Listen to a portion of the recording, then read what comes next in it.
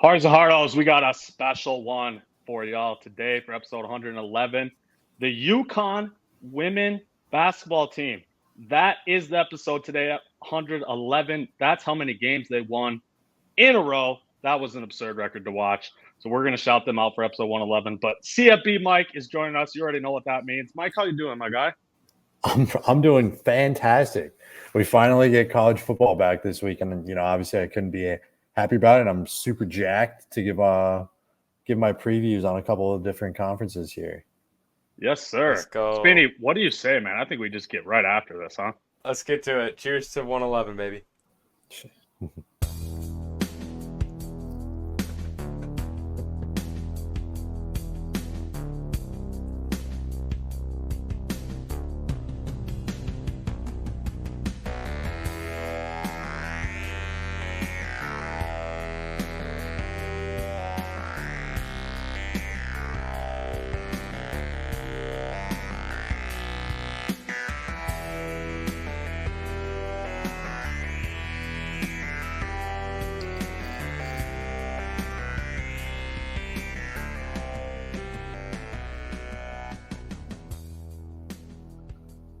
Okay, up 111. We're going to go through all the Power 4 conferences. Doesn't that sound weird to say, boys? Power Jacked. 4. Whack. That is weird. Yeah, it is so whack. Mike, do you have any comments or anything you want to say about the Pac-12 as it stands today with the two teams that are remaining? Oh, man. They're stayaways this year. They're just gutted and left for dead. I mean, yeah. It sounds like there's going to be a merger at some point between the Pac-2 and the Mountain West, which will basically just be like another bad Pac-12. Yeah, an even worse one. Yeah, I feel bad. I feel terrible for what's happened to Wazoo and Oregon State. I think Oregon State, you got DJU going to Florida State, and then they had their running back who was really good, Damian Martinez. He's off to Miami now. And obviously their coaches at Michigan State, like just both these, and Cam Ward also at Miami. They just all went to the ACC. Yeah. Same with Stanford and Cal. Literally. They're somehow in the ACC now. So it's like, I don't know. I guess if you like Pac-12 football, go and watch the ACC this year. Yeah. That's where you can go find out. No, well, actually, the best teams are going to be in the Big Ten. But we'll get to that in a minute here. Woo! It just blows my mind, like these super conferences. Like every conference has over 15 teams now. It's just the Big Ten has 18, I believe now. Like the Big 18, it's just absurd shit, honestly. Right. I don't know. Yeah. The last thing I'll say on the Pac-12, while I do feel bad for them, it's totally self-inflicted. Oh, Everyone loves watching college football, and you've had multiple people in to lead the Pac-12, and they couldn't figure out a TV deal. No one could ever find them the last few years. So, yeah, they had a great year last year to finish off the conference. But, again, how could you not sell college football in this day and age? That's one thing I'll never understand. Yeah. No, I totally agree. Especially, like you said, the teams they had last year, the names of the players that were in that conference last year, like, it's crazy they weren't able to get anything done. Let's start with the Big 12, though. Hearts and Hardos, we're just going to be asking Mike a bunch of questions this year. He's going to be spewing his knowledge at y'all. My question for you, this one might be a tough one. So now there's no true powerhouse in this conference anymore. Obviously, after Texas, Oklahoma left, those would have been the two dominant teams. So I'm interested in your opinion on who you think could be the next powerhouse in this conference. Is it Utah? Is it somebody else? Who are you thinking? Yeah, it is interesting because it's the most wide open conference, I think. I mean, with OU and Texas gone, it's definitely wide open. A lot of people saying maybe Oklahoma State, Kansas State take over. There's a lot of heat, a lot of hype on them. But I mean, Utah, the way they've been operating the last few years, it just feels right that they'd be able to come in and just kick everyone's ass. It's definitely, for me, the only thing holding them back would be a style of play. They're definitely 3 yards in a cloud of dust team. They're going to run the ball. They're going to play good defense. That's not really how they play ball in the Big 12. If you've watched them the past couple of years, there's going to be a lot of airing it out, not much defense. So that's a good point. So let me interrupt you and ask you another question. Do you think it's going to take longer for the Big 12 to adjust to Utah style of play, or Utah to adjust to Big 12 style play? I think the first option. I think people might have trouble adjusting to Utah because, I mean, the Pac-12, in theory, is very similar, right? A lot of pass-happy offenses, a lot of not-so-great defenses, and Utah still ran right through there. So maybe not as big of an adjustment. I just think when we think bad defenses, the one conference we think of is the Big 12. So they can try to run the ball and control the clock, but they might just run their way into the end zone. They might be just a super high-scoring offense and not even try to be doing that. Okay. They still got Cam Rising, right, on the team?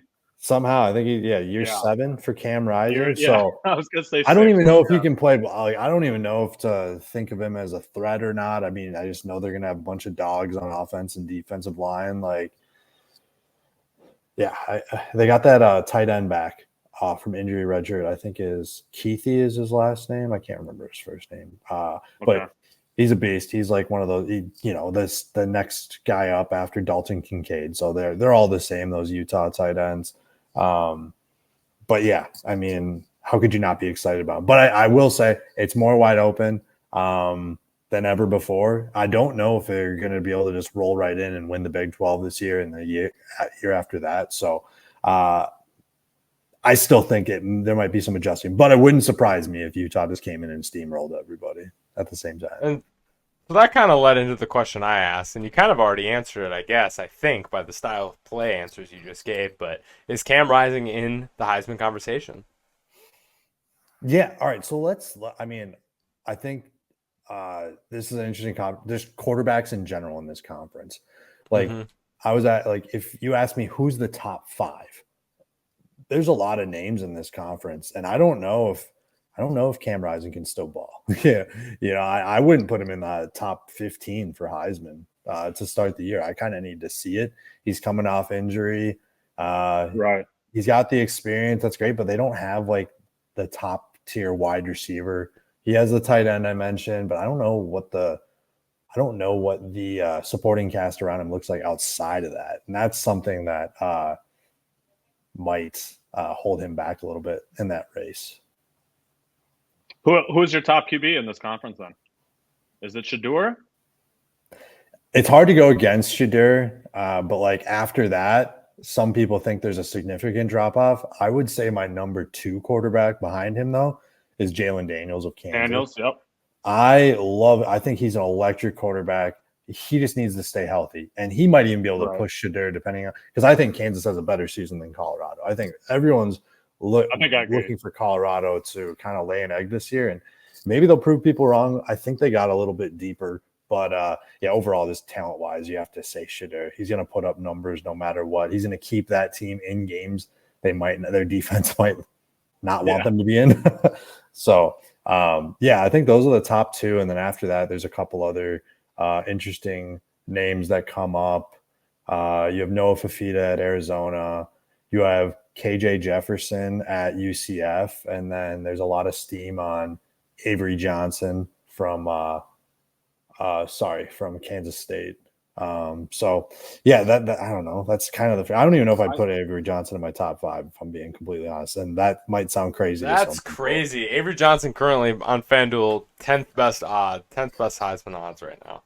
I don't know, man. I think he's a little overhyped after that bowl game last year where he came in and stepped in for Will Howard. But yeah, I've seen all the hype, and I don't know.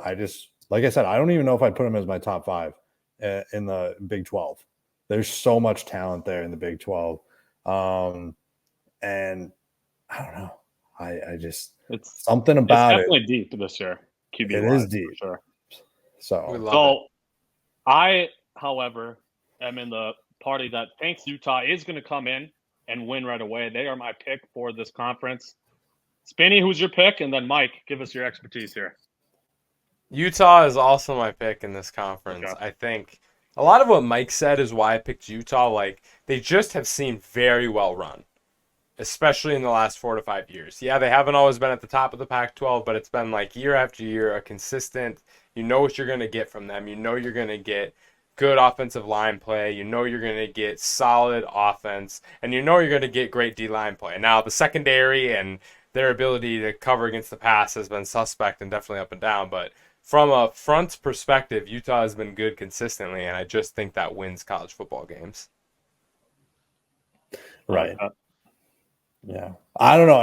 In my opinion, I'm going to go a little off the board here. I said it earlier. I like Jalen Daniels. I like the way this Kansas team is put together. Kansas. Oh, shit. Yep. You got Devin Neal at running back. When's the last time Kansas won a Big 12 football championship? I don't even think they won it. So they were really good back in 2007. Them and Missouri were really good. I can't remember if I don't think they won the Big 12 that year, though. Or no, they might have, because they played in a New Year's Six Bowl. They played in like the Sugar Bowl or something that year. I mean, that's a team that, historically is pretty bad for football, but they're definitely looking up this year. So I don't know. Spinny brought up a good point with Utah. Like, they definitely have the guys in the trenches on both sides that, if they were to get matched up with Kansas, it might be a bloodbath. But they're really talented at the skill positions. Quarterback, running back duo, really nice. They have two really solid cornerbacks, one of them being Kobe Bryant, who came from Cincinnati. He's probably Kobe Bryant. Yep.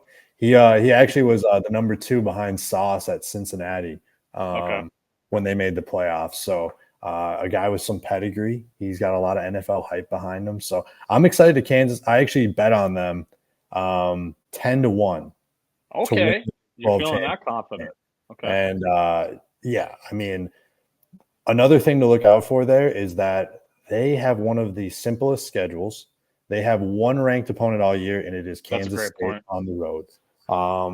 Rivalry game, anything can happen. I like Kansas to find their way to Arlington in the Big 12 championship and find a way to get it done. It just blows my mind thinking that Kansas could be in the college football playoff. Like, that's just a crazy thought to me. Let's jump to the ACC. I'm going to start off with a question because that you already mentioned his name, DJ. I'm not even going to try to butcher his last name. We all know who we're talking about. How do you think he's going to fare in his return to the ACC? Obviously, we all know he played at Clemson, and now he's back in the ACC on Florida State. Do you think he plays better than he did in Clemson, or what are you thinking about DJ's performance this season? I just think we've already seen the ceiling. I think we've seen the best football that DJ is going to play last year. And honestly, I thought he was better last year than he was in his last 2 years at Clemson. But I agree. Then when you look at the stats, though, it's like, what? Like, they're the same. His last year at Oregon State was the same as his last year at Clemson. I was like, I thought he was doing better. Obviously, they won some more games. He was a beneficiary of a solid run game there in Oregon State. And I don't know. I don't think he's going to lift that team. Plus, that Florida State team has lost so much talent. I know they reload. Norvell, great coach, but I think that team's going to have to, if they're going to go places, it's going to need to be because of the defense, in my opinion. I like it. All right, quarterback. Speaking of transfer, former Pac-12 quarterbacks, Cam Ward at Miami. Yes, sir. Let's just do it the way we did the Big 12. Can you just give me what your rankings of quarterbacks in the ACC? Trying to think if there's any other guys I'm missing. So, like, out of order. Out of order. Yeah. Just shoot them at me. Yeah, out of order, I think Cam Ward's up there. You got Cade Klubnik, which I don't know is great, but the ACC is just not great overall. It's Clemson, FSU, and Miami, and everybody else. So I mean, we can name those 3 quarterbacks. I don't even know if I can name another quarterback beyond that. Did Wake Forest get? Wake Forest might have got that guy from Coastal Carolina, Grayson McCall. Okay, that's probably the only other ACC quarterback I can name, if I'm being completely honest. Like, it's going to be a down year. I would say for talent. Like, my overall note on this conference is that this is a sneaky conference, but not in a good way. I think it's going to disappoint a lot of people this year. I think I'm with you. So, do you think they only get the automatic bid, the conference champ? Is that their only team in the college football playoff this year? There's one scenario where they get 2, and it will need to be Florida State and Miami combining to go 23-2 with their record. So that means yeah. one of them. So they played each other head to head in the regular season. Whoever wins that needs to lose to them in the conference championship.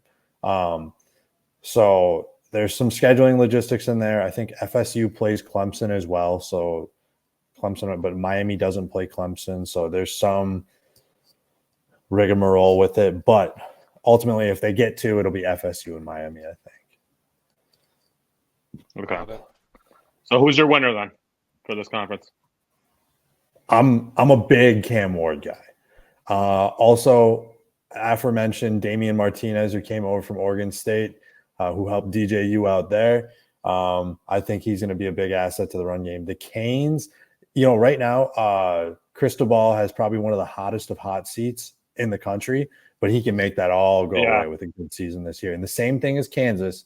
They only have one ranked opponent on the schedule, and it is Florida State, and I believe it's at home, if I'm not mistaken. So I like that. I think the Canes have a good opportunity to be back this year. I don't know if the defense is as good as Florida State's defense, but I think they have a way better offense than Florida State as it sits right now. Again, on paper, Miami should be great. I got to see it, though. I'm a big believer in the preseason hype right now. I've gotten swept up in it, kind of like Spinny with his boy Avery Johnson. But I mean, true. I don't know. I'm on the train right now. Week 1, they have a little bit of a trap game. They have a rivalry game at Florida in the Swamp.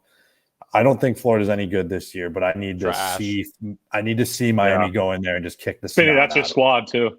The squad's trash this year, boys. It's tough. I picked Miami as well, though, to win this conference. Okay. I mean, I can't restate all the points Mike made. Great offense. Love the transfer running back from Oregon State. And I have faith in Cam Ward, so. Okay. Well, I'll be the only one that picks Florida State then. I have a little more faith in their defense and their head coach in Norvell. So I got to go with them. Maybe their returners, as you mentioned, Mike, they did lose a lot of players, but maybe their returners are a little salty still about missing out on the college football playoff play with a little edge this season. Norvell gets those guys fired up. So I do have one more note. I do have one more note. I did remember another quarterback from the ACC, Haynes King at Georgia Tech. He played. Oh, that's where Haynes King is now, huh? And he was there last year as well. He was because he was at A&M. He had a cup of coffee at Texas A&M, where people thought he was going to be the next best thing. But yeah, I remember last year. I remember last year, they had an exciting offense. Their defense just continuously let them down. But that's something to get excited about for this weekend. Is it's FSU and Georgia Tech. So I think DJU might get shown up week 1. He gets out-dueled by a quarterback. I don't know if Georgia Tech has the guys to hang with him on defense, and I haven't really kept track with them in the portal. They didn't make any splashes by any means, but they definitely could have upgraded that defense. It wouldn't take much from last year, and maybe they challenge them. They're out in Ireland playing that game on Saturday. But I love Haynes Ireland King. Too. Yeah, yep. So similar thing to what Notre Dame did last year. They have that. They're trying to keep that going. That's sweet. I like that they do that for college football now too. Well, fellas, I think it's about time. I got to extend my win streak. Spinny, you're about to lose again. I know last week you said you're going to get back at me this week, so we'll see how you do in trivia.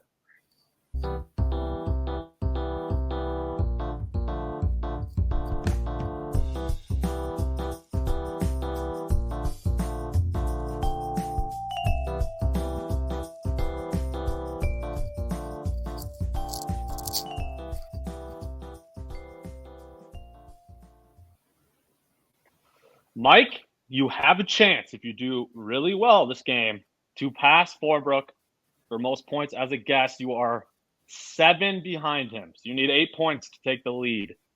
So keep that in mind. So you got to do pretty well here in this game. Okay. I'll ask my question first. My easy question: what QB wide receiver duo led the nation last year in pass yards and receiving yards? I have to name both of them? Don't overthink it. They're on the same team. Well, really? Obviously. Come on. I got it. I think I got it, but I'll let lots of pass yards. Lots of yards. for this team on the offensive side of the football last year. I don't know if I can name a duo, boys. They might have been highly drafted players. That's my last hint. Oh, I'm just. Why are you giving hints on easy questions? I shouldn't, but it's just. All right, here we go. Spinny, you got to go first. We know Mike's too good at these college football questions. All right, I need like 20 seconds though. I just gotta do some thinking in my brain here. Okay, you're totally overthinking. We're gonna go Michael Penix and Rome Odunze. Not a bad guess. Not a bad guess. I'm gonna go Jaden Daniels and Malik Neighbors. Spinny is correct. Michael Penix and Rome Odunze led passing yards and receiving yards last year. Malik Neighbors was second in the country, I believe. Daniels was third, fourth, or fifth in passing yards. He was a little farther down. I stumped Mike on a college football question. Let's go. Let's go. All right. I'll go second. All these odds, mine are all odds questions, all according to FanDuel. Love it. Cool. Sweet. Best FanDuel odds currently to win the Heisman. All right, boss, let's hear it.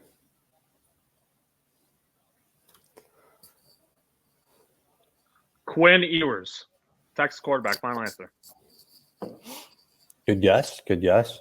I'm going to go Dylan Gabriel, quarterback of Oregon. Dylan Gabriel, quarterback Oregon, is correct. Boss, we've had multiple conversations about this man in the last 2 days, so I thought for sure you were going to rock that one. Is he the next in line of Spinny's obsession with Oregon? Hey, I was obsessed with Bo before Oregon. Come on now. Okay. All right, my easy question. If you guys don't get this one, I can't help you. I can't make an easy one. Oh gosh. That's the worst. Pressure's on, fellas. Who was the first freshman to win the Heisman Trophy? Like I said, easy question. I got it. I don't. Oh man. Now I'm second guessing myself. Whatever. It had to be. It was recent.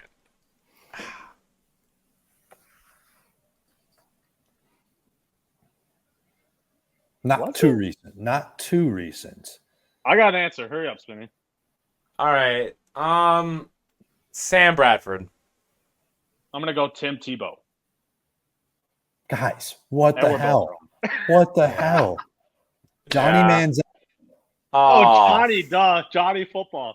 Bro, I knew there was someone. God. That's embarrassing, Spinny. That is pretty embarrassing. So I got you right back, boss. Oh my gosh. I think your easy question was easier than mine now, so it's more embarrassing that Spinny and I both missed it. Okay, my medium question. You just have to say a number. How many Heisman winners does Alabama have? I'll also give you a bonus point if you can name every single one of them. Spinny's still covering his face. You don't have to attempt the names if you don't want. 16 is your answer? Okay. Yep. I'm only debating. Can I change I'm my only answer? debating if there's one that's really, really old. Am I allowed to change my answer? Is that too greedy, Bus? No, that's too greedy. I think you said the words final answer, did you not? I don't think I did, but I don't think you technically did, I guess. So all right, we're gonna say 11 then. 11 final answer. 16 was too high. Got too greedy.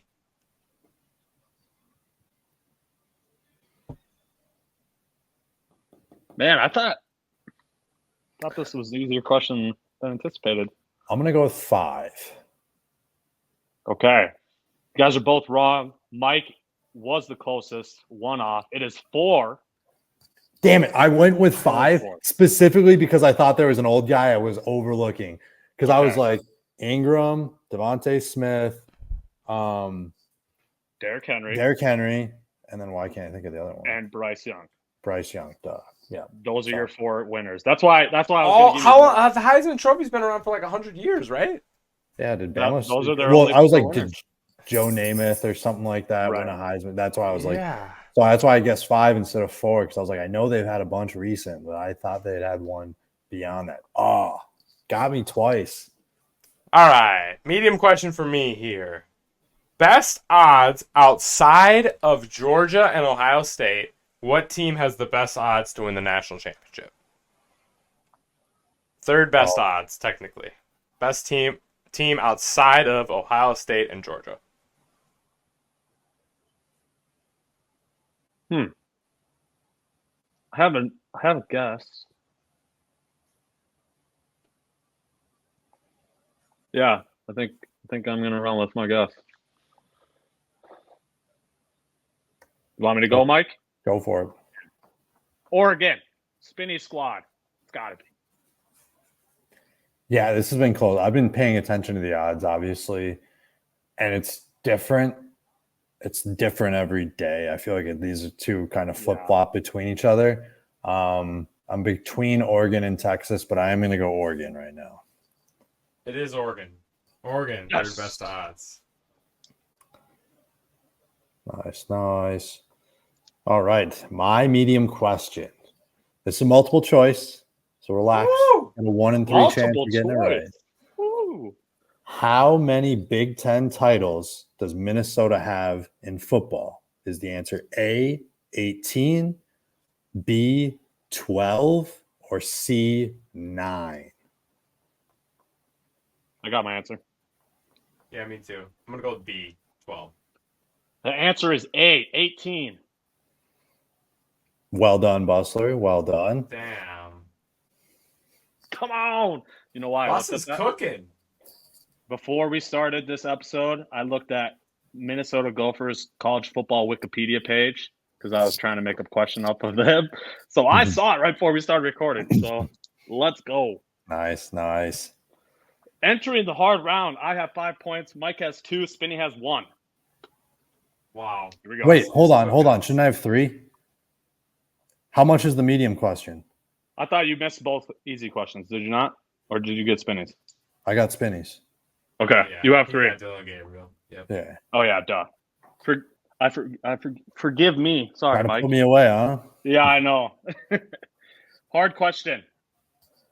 I did come up with one about the Gophers. The last time the Gophers won a Big Ten football championship. What year was it? I'm going to go 1960.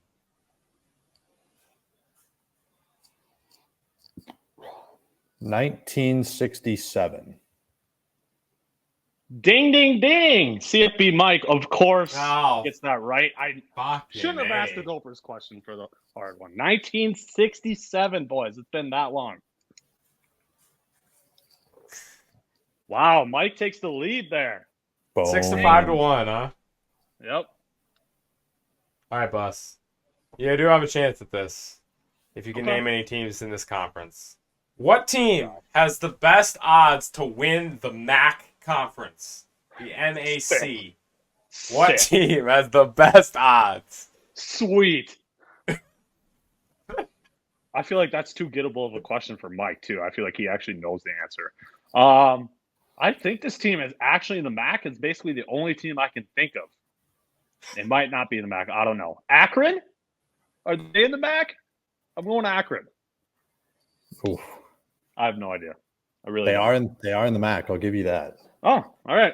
At least I named a MAC team. You got a team in the MAC. Yeah. He's got a chance. I was just looking at this the other day, and I was surprised. What? Why were you looking at this? I was betting on CFP Mike futures. It's CFP Mike, man. I made a nice little trip down 35 to Iowa to make some college football bets. And I was surprised that it wasn't Toledo. And I'm trying to remember now. I have it narrowed down to 2 teams. What? Spinny's all worried. And I think it's Northern Illinois. Final answer? Final answer. Spinny? Both incorrect. Wow. The answer is Big Ben's alma mater, Miami of Ohio. Best Miami of Ohio. In the Wow. MAC. Okay. Here we go. Last question. If I get it, I win. If I don't, CFB Mike is once again the winner. If you didn't get that first one, I think you might have a hard time with this one. Great. In which season did Notre Dame last win a national title in football? Oh, gosh. Are we allowed to get the in our lifetime hint? Yeah, sure. It's not in our lifetime. Not okay. That's what I figured. Man. I'm just going to throw a random year out. I really actually have no idea. I'll just go 1984, I guess. I don't know. Let's go 1969 for the last time. 1988. Lou Holtz. Oh. Lou Holtz. Lou Holtz, okay. Dylan. We're not even making good guesses on the trivia 20 today. years off. Lou Hold Holtz? How do we not guess a Lou Holtz here? At least I was in the 80s. There you go. Spinny, 1 point, man. You were talking that shit last week. How are you going to get back at me? And I beat you by 4, bro. Come on now. Mike, you're 1. You are now 1 behind Forbes for all-time so guest close. leader. So we'll have to get you back on here for some more college football, and I'm sure you'll pass me real quick. There we go. All right, fellas. I think it's time to get into the interesting conferences here. Let's start with the Big Ten. Before I ask you some questions about the top teams, I just want you to give us a quick season preview for the Gophers. What kind of vibes you getting for the team coming into this season? Yeah, I think last year was super, super disappointing, obviously, and they had a little bit easier schedule. Obviously, they had to play both Ohio State and Michigan last year, and the bad games were really bad and the good games were really good, it felt like. But this year, you kind of got to temper expectations again. You have another tough schedule. I think they have 3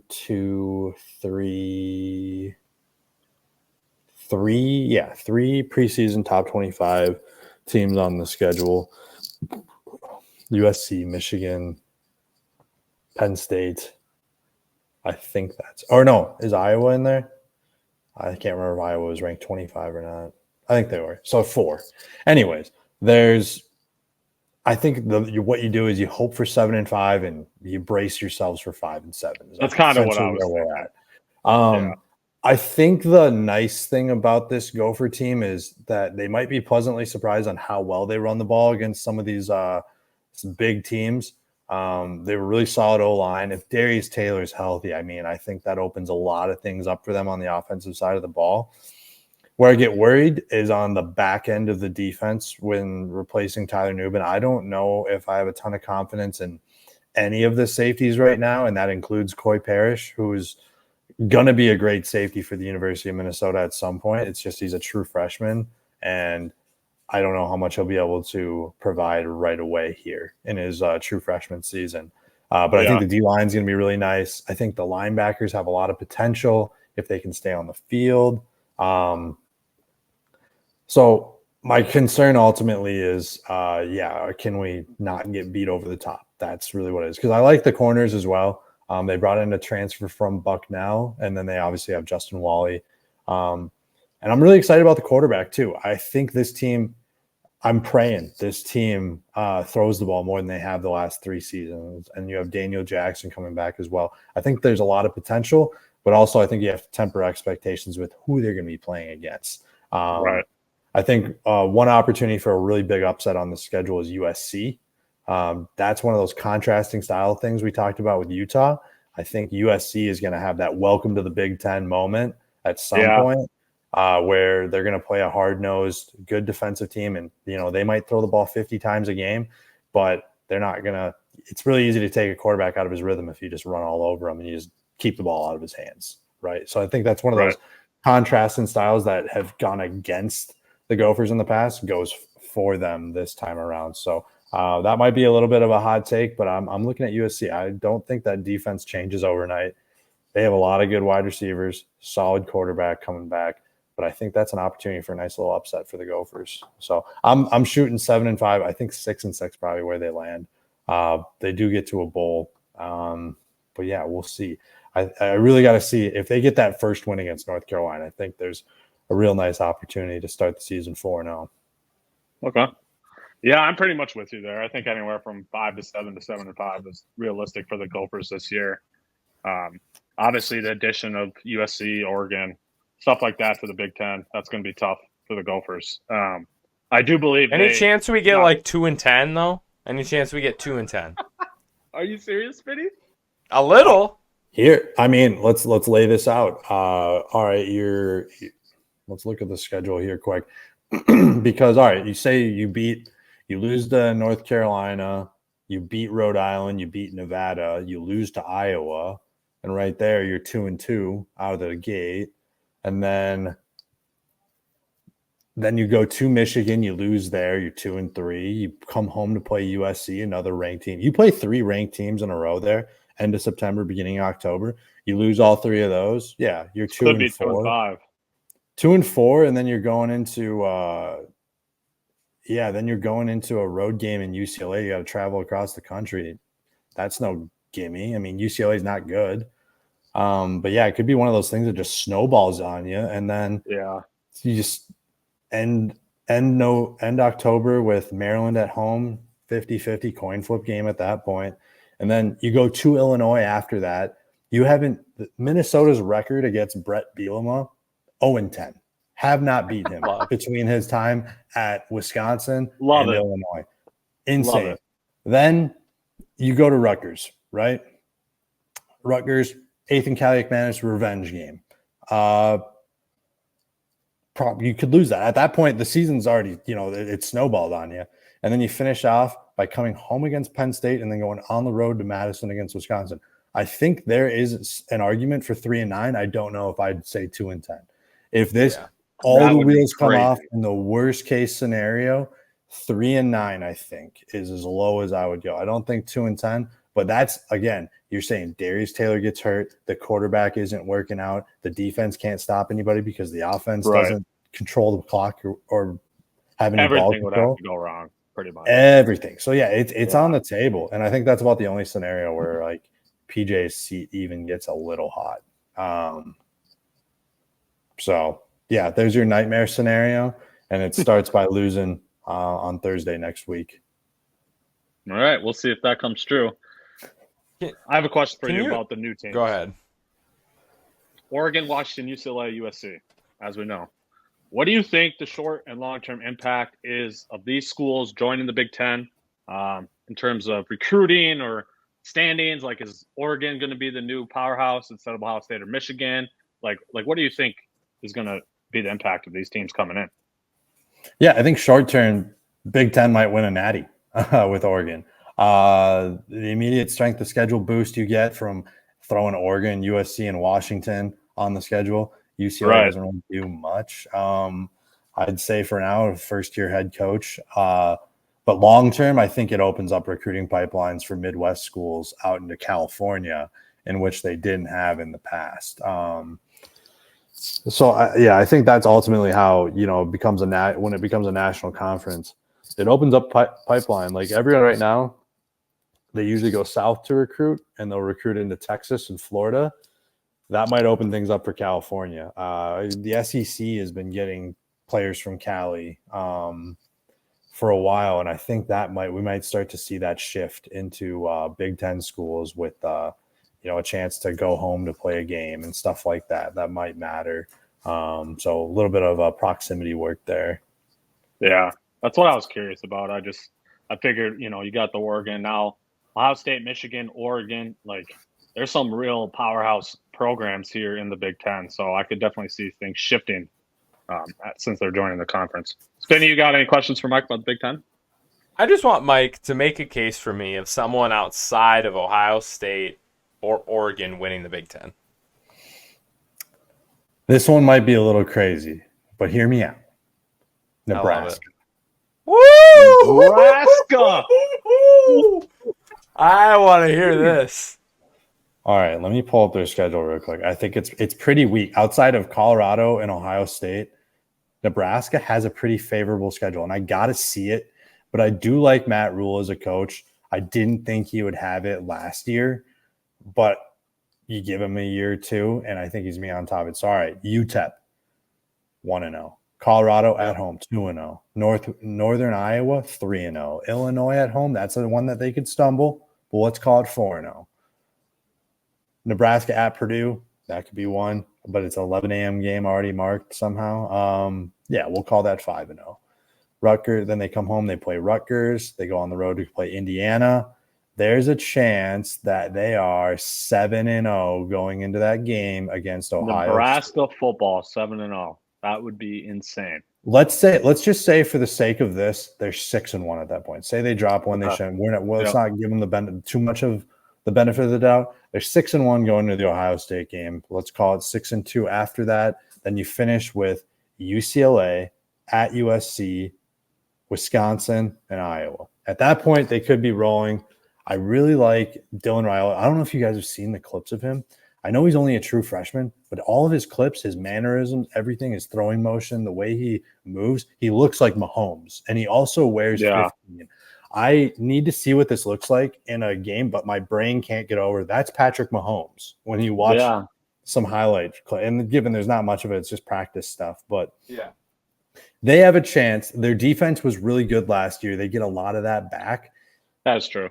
We need to see the offense put it together in full force. I know they've only just been continuing to build that talent there in Lincoln. I don't know if it comes fully to fruition this year. They at least get to a bowl game.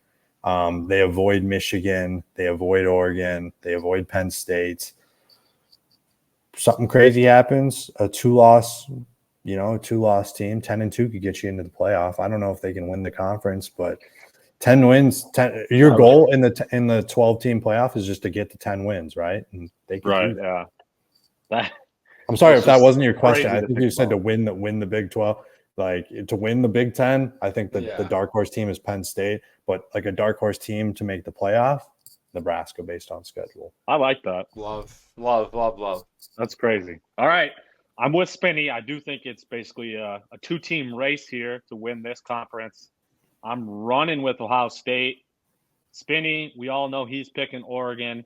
Mike, who do you got? I'm not picking Oregon. I'm picking Ohio State. I'm picking Ohio State.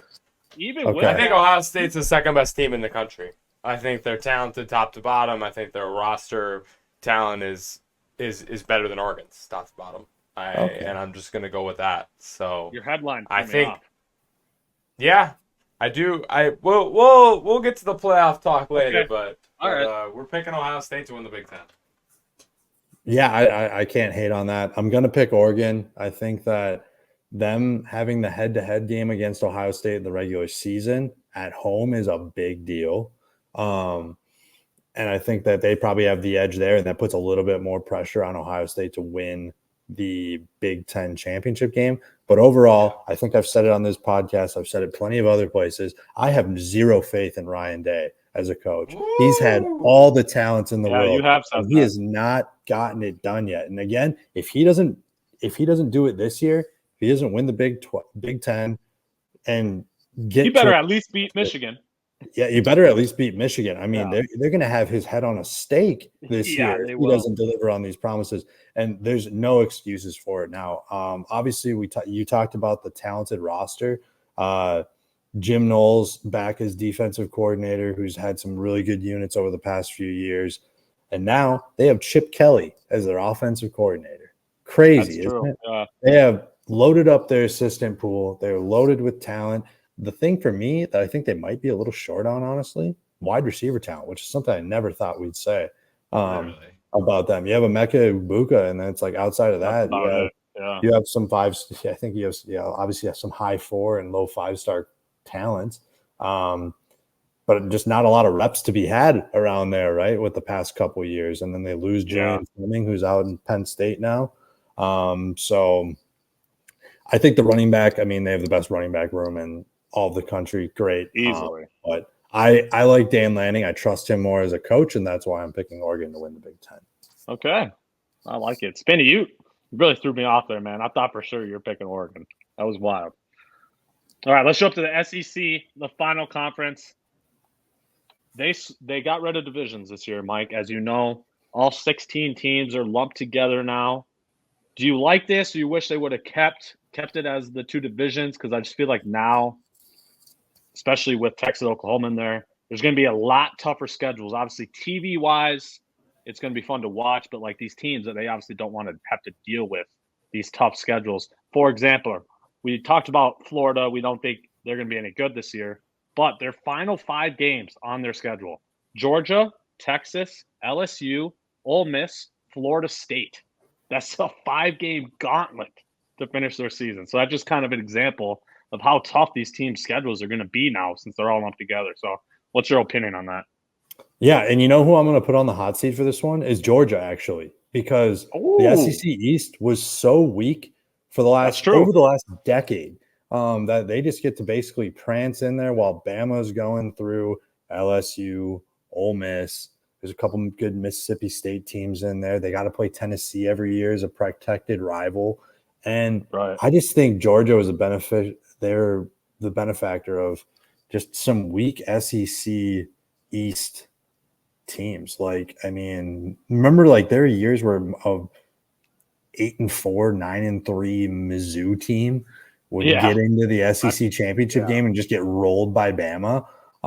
So for me, I think I'm putting Georgia on the hot seat for this one because now they're going to have to play a tougher schedule. I think I don't have the schedule in front of me right now, but I know Georgia has a really tough schedule. They got to play Texas, obviously.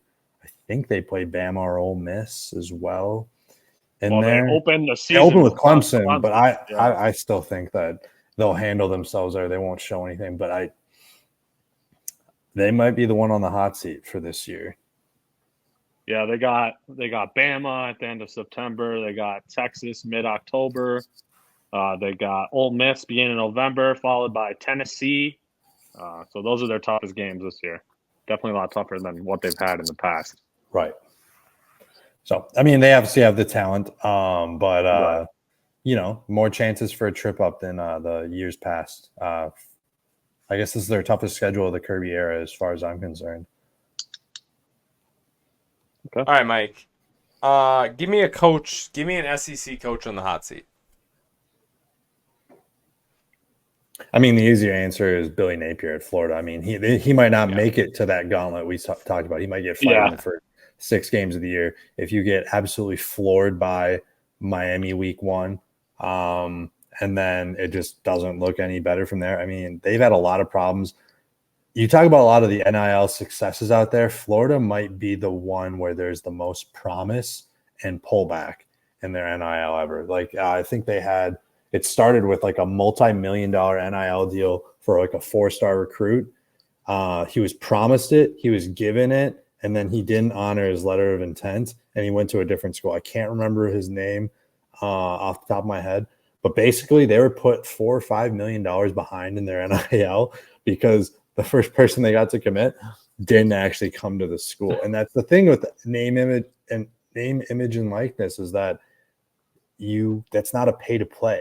That's it's a deal on his name. It's not sign here. So they can't say it's a quid pro quo thing, or they'd get hit with sanctions on it. So crazy to me that a coach at the University of Florida is having trouble with recruiting with so much talent in their backyard. But with FSU coming back, with Miami coming back, and then obviously Georgia hits them right in their backyard as well. It's very hard to get guys. And if you're not in a great situation, it's hard to get the transfer guys, even unless you're getting someone to come home who messed up somewhere else probably. So I think Billy Napier is the easy one. I wish I could put Lane Kiffin on the hot seat, but he's been just good enough. And I know there's so much pressure on him this year to finally make the playoff, but I don't think they can fire. I think he might be close to having a lifetime contract there. He's done so much good there, so much better than anyone else could probably do there. But yeah, it's the easy answer is Billy Napier, and I'm trying to think of other other coaches, but yeah, the SEC, they pretty much got it made. Clark Lee at Vanderbilt, former Notre Dame defensive coordinator. Things aren't going well there, but he is an alumni, so he might get a little extra leeway. But they got close to a bowl game, and then they just kind of went backwards and never made it back. So they're definitely getting screwed. That's a team that gets screwed. I just don't think that you can really say he's on the hot seat. Right. It's Billy Napier. That's the answer. There's just looking at the rankings as it stands today, entering the college football season, there are freaking nine teams ranked in the top 25 from this conference.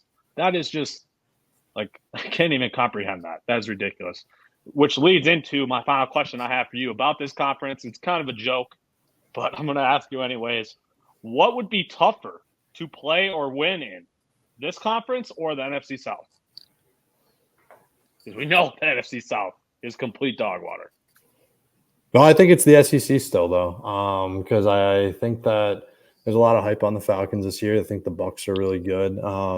I think the NFC South's better than you get credit for. We know it used to be an awful division, but they're still professional teams. I know Falcons are talented AF, Bus. Come on, now. They are. I get it. We got talent all around in that squad.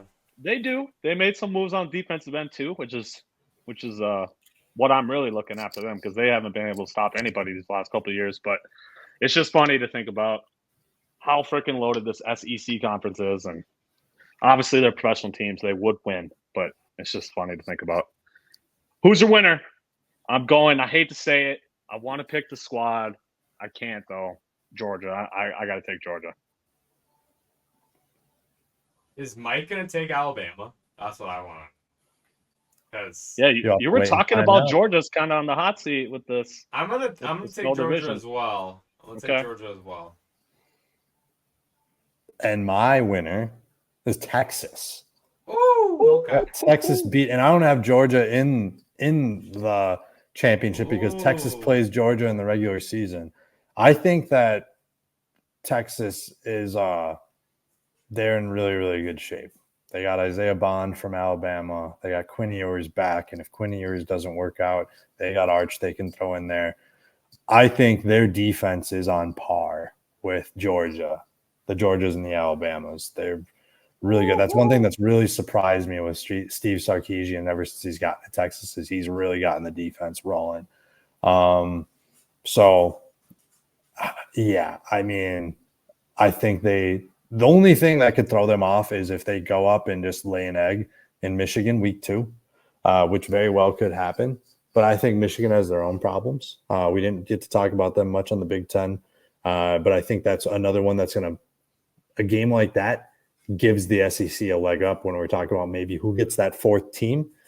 Is the SEC going to get 4? Is the Big Ten going to get 4? Are they both going to get 4 type thing? So – matchups like that matter. And I just don't know if I like that Michigan's the team representing the Big Ten this year in that matchup, because they might take a little bit of a step back. Okay. Well, let's just jump to the college football playoff now. I want to ask, before we give our predictions, I want to ask you, what currently ranked top 12 team do you think has zero chance of actually finishing in the top 12 and making the college football playoff? For me, I think it's for sure Michigan and Missouri are the 2 teams I'm looking at currently ranked top 12 that I do not think will make the college football playoff. What do you think, Mike? I have FSU and Bama. I have both of them. It's Come on, Bama. Come on. Florida State could make it, but right now I have them as being a team that could end up unranked at the end of the year. Jeez. So that's Florida one of those. State is mine too. Yeah. I think. Wow. Yeah. Missouri probably second though. I don't know if they really stand a chance in the SEC either. All right. Okay. The predictions. Here we go, Mike. We got to let you go first. Spinny and I, we don't know what the hell we're talking about. What do we want to do? We want to go buys or? Let's go buys. Let's just all say our buys first. Top 4 seeds. All right. My top 4 seeds are Oregon, Texas, Miami, and Kansas. Man, that Kansas at 4 keeps throwing me off, Mike. I gotta admit. Georgia, Ohio State, Florida State, Utah. Conference winners are your top 4 seeds for those that don't know. So those are my first round buys. Spinny? We're going Georgia, Ohio State, Utah, and Miami. Okay. I like it. As the bracket plays out, Mike, who do you have in your Final Four? The semifinal games. All right. My semifinal games, I have Notre Dame over Oregon. Ooh. Notre Dame in the ship. Okay. And I have Ohio State defeating Texas. Nice. As one of those. Actually, the way it shook out on my bracket is I had Ohio State playing Georgia in the first round. And I was like, this would be a good spot. Just imagine like an 11 seed Georgia just going through and whipping through the field. And I was like, that's so tempting. But I think that Ohio State, they make a run. They make a run. I mean, I shit on them a lot, but I think that they're definitely a talented team that can play with just about anybody. So you got Ohio State over Notre Dame then for your championship.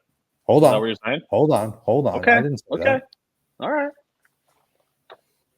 Are we doing championship right now as well? Or you want? You can just give it to us.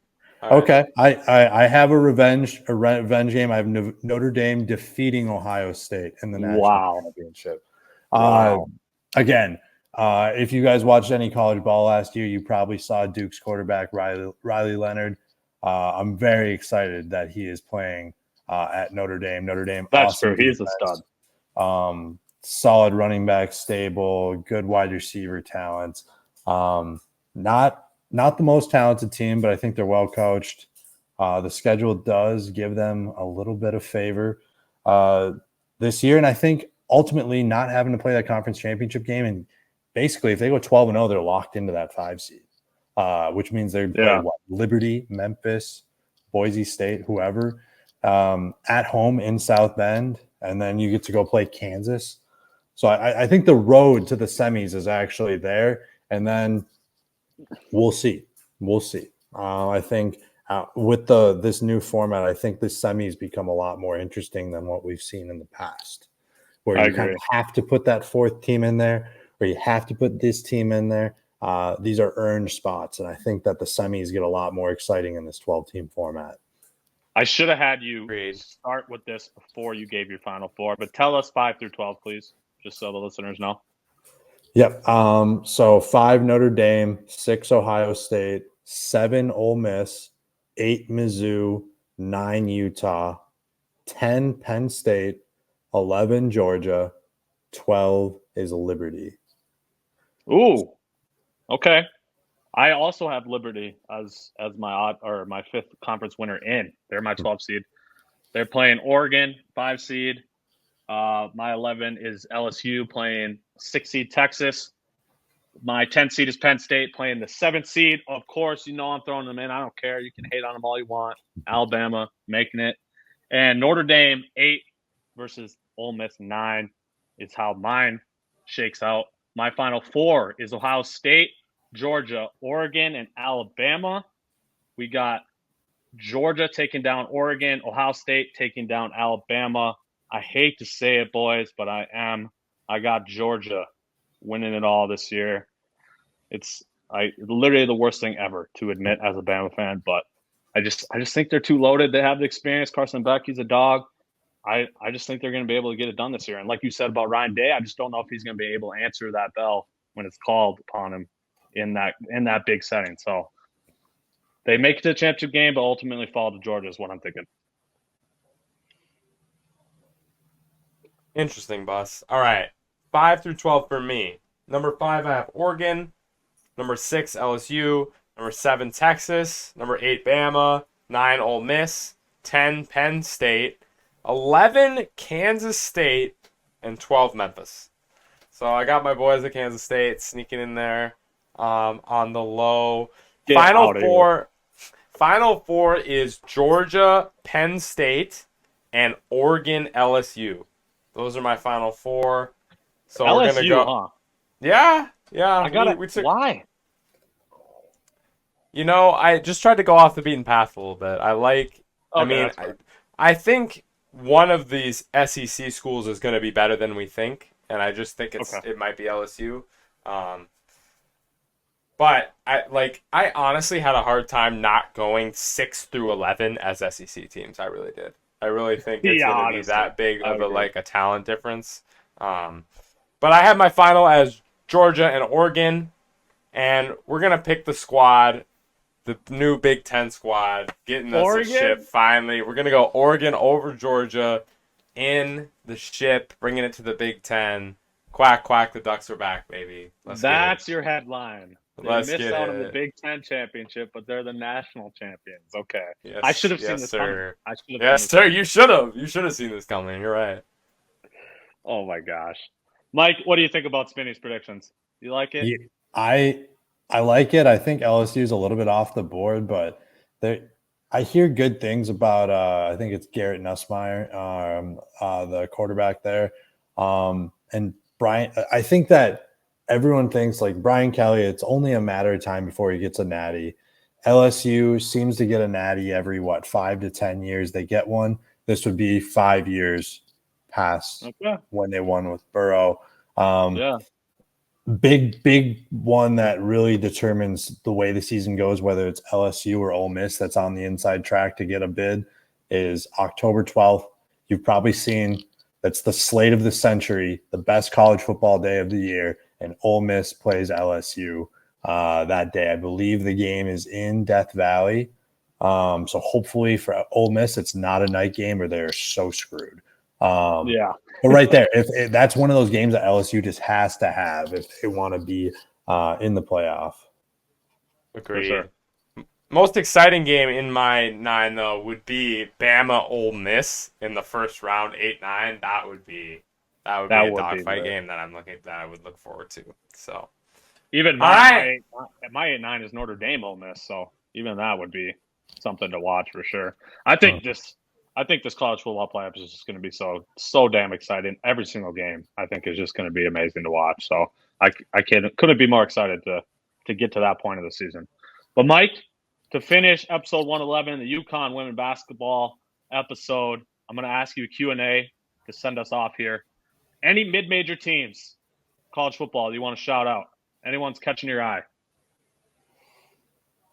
Yeah, I mean, when you asked this question in the pre-read, I was so in on Boise State. I was so excited for them. I think they run away with the Mountain West. They have one of the best running backs in Ashton Johnson.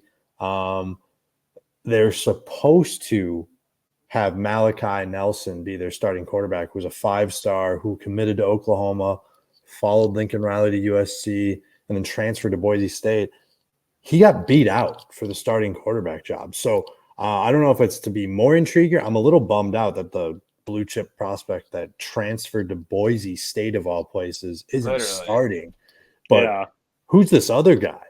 So I think that makes it super intriguing. I mean, they're the same class. They're both sophomores. And I'm like, what's this about? So they're definitely going to be able to run the ball. Play good defense, play Boise State football, but I got to see this quarterback for Boise State. How's he beating out a 5-star? Yeah, that's true. So Boise State, super interesting. I know I picked Liberty to go in there. I switched my pick last minute to Liberty because I was like, what's this Boise State thing about? So they're very intriguing to me. Another one, I'll say Appalachian State. Okay. They're known as the ankle biters over time. They have a couple big games this year. There's always intriguing, way better than you would expect. But yeah, last year you would have thought maybe JMU, but this year I've cooled off on JMU. I've cooled off on JMU since Kurt Signetti, the coach, is now at Indiana. So maybe a little transition period for them. So maybe not quite there this year. I know. Okay. I was so sad when he left. I thought they were gonna do something for a while, but James Madison. Dang it.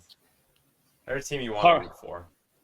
All right, Hardy's Hardos. We appreciate y'all for tuning in this week. We will actually be coming to you again later this week with a NFL preview, full schedule, Breakdown Skinny and I are doing it once again, so be on the lookout for that later this week. Let's get it. Mike, we appreciate you, my guy. Hearties and Hardos, stay tuned, y'all. We love you.